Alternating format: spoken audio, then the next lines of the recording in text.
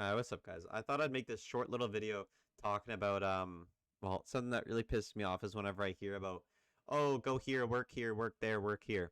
The United States, one of the best places, uh, you know, like from what I hear about where to live. It's not. I don't think it's that great because I've been there for a while and well, I've actually traveled around there and it's not too much fun. Uh, but that's not really the point of what I'm talking about, right? The point that I'm trying to make is trying to tell you guys that like the average person works for someone else. And I'm not saying don't work for someone, but I'm saying if you're working for someone, they don't have your aspirations in mind. If you become a doctor, even a doctor, right? A lot of people think, "Oh, a doctor is really good."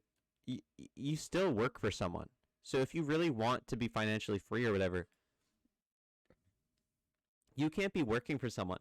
It just doesn't work. And if you really wanted to make your own path, you can't follow in the footsteps of someone else. And I'm not saying have a mentor. A mentor is one of the best things that you can have. If you can have someone that's on the path that you want to take, good.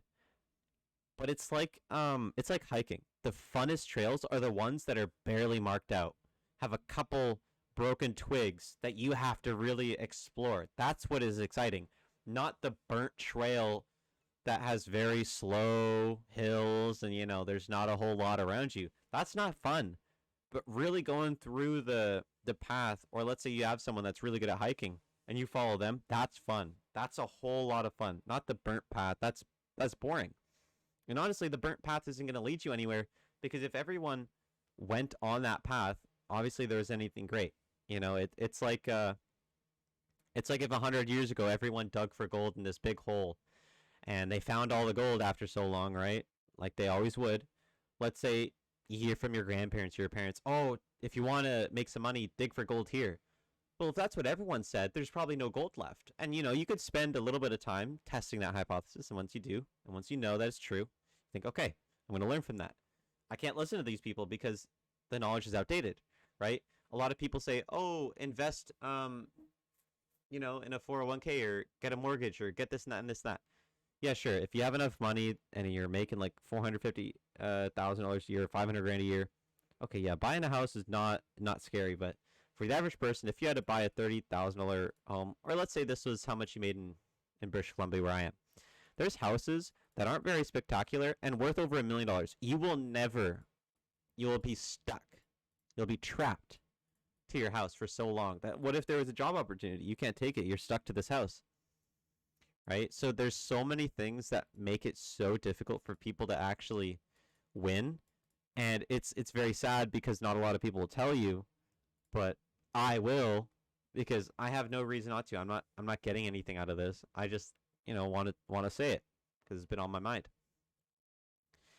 If you wanted to have the life you wanted, what do you have to have? How much? Just as simple. How much money do you think you have to earn? Oh, I want a really nice car and I want a big house and I want to be able to travel. Okay, ignoring the travel and the house. What kind of car? I want this kind of car?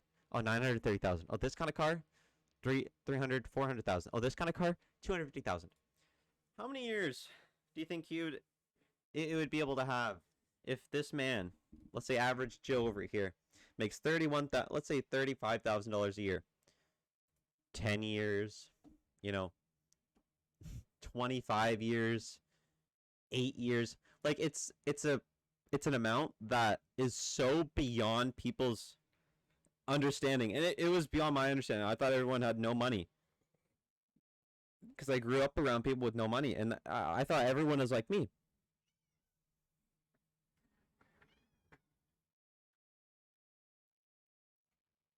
That I thought everyone was in the same boat I was. I thought everyone had the same amount of money I did. I thought everyone had the same intellect as I did. I thought everyone had the same aspirations that I did.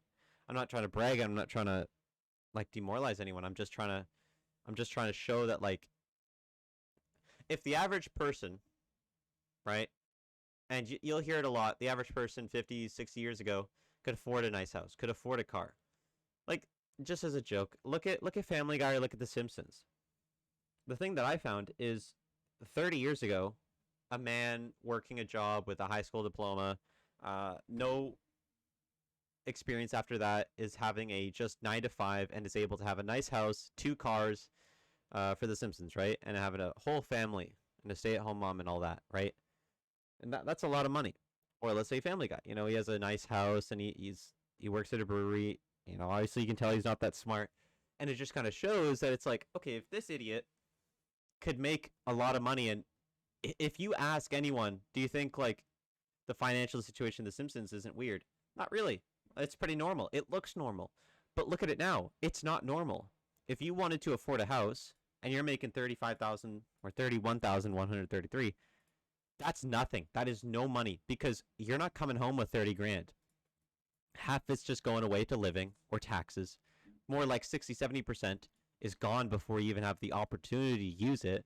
And then what are you left with? 35, 40%, maybe 30%. A lot of people don't even have 30%. Let's say you're lucky and you come home with half the money that every dollar you earn after expenses, after taxes. 15 grand. What the hell could you do with 15 grand? Nothing. Now, I'm not saying there you can't do like some small things, but to make big changes, you need a big amount of money. And to make a big amount of money, you have to make it yourself. You can't go to someone else and ask, "Hey, let me work for you. Let me make a lot of money." Okay, there might be some out there, but their high requirement to get in will be very, very restricting. That's why it has so much money. Supply and demand. As simple as that. If you want to make a lot of money, you have to do things a lot of people won't do. And that comes in making your own path, doing something that a lot of people are too dumb to do, doing something that's super skilled a lot of people can not even grasp. Like, if you wanted to dunk, okay, what percentage of people can dunk? Okay, not everyone. Okay, that's a skill you could teach. Or if you wanted to do complex math equations in your head, like 4 digit times 4 digits. A lot of people can't do that. They need a calculator. You can do without one. Okay, you can teach people. That's something valuable, right? You have to find what the general population, or at least a majority, don't have that they need. And if you can find that, then you can market it. For me, I know how to make people's budgets. Like, I know how to finance people to get them on a path. Because I'm not saying every single last person in the world needs to know how to manage their money. Because if everyone did, everyone know how, it wouldn't really matter.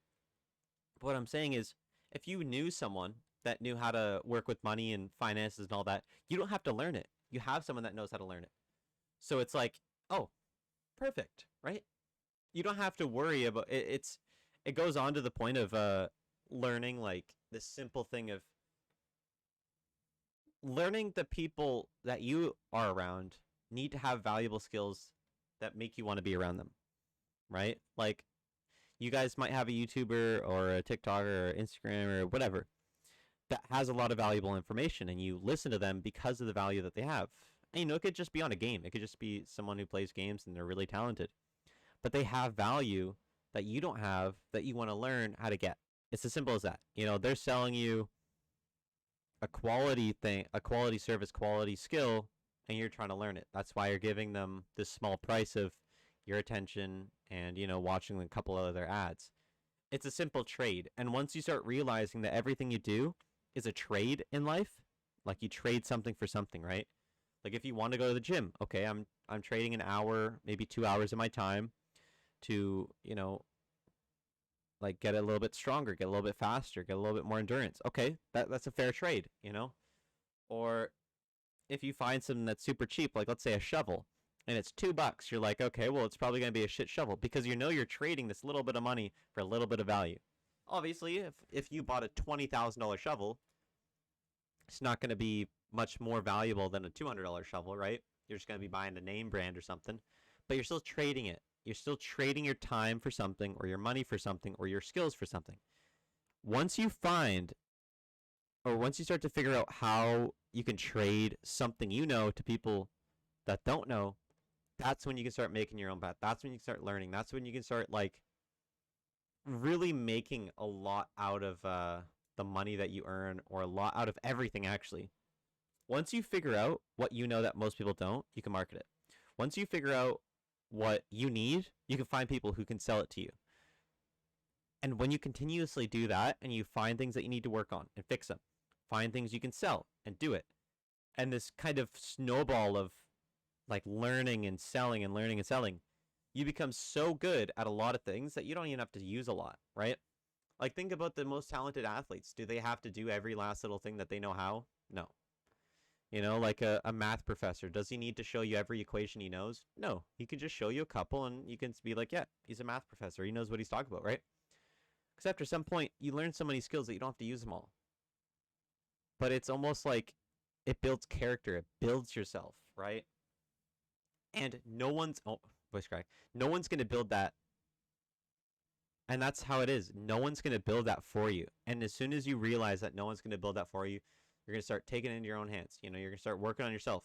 That's the number one thing. If you don't know how to make money, just work on yourself. Simple as that. Okay, well, how do I work on myself? Okay, do you go to the gym? No. Okay.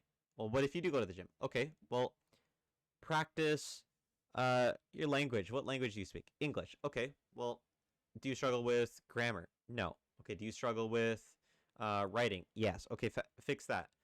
Okay, what else? Do you play any sports? No. Okay, we'll get out there.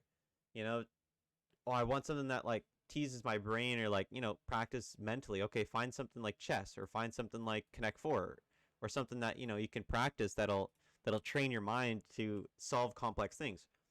And you find there's so many things you like once you start putting in your eye through the people, you start to see how many things that you can actually start to do. And as soon as you start seeing all the opportunities and you're like, I want to do this, I want to practice that, I want to learn this, you're like, I can't learn everything, right? And school kind of teaches you, oh, do everything on your own. Don't.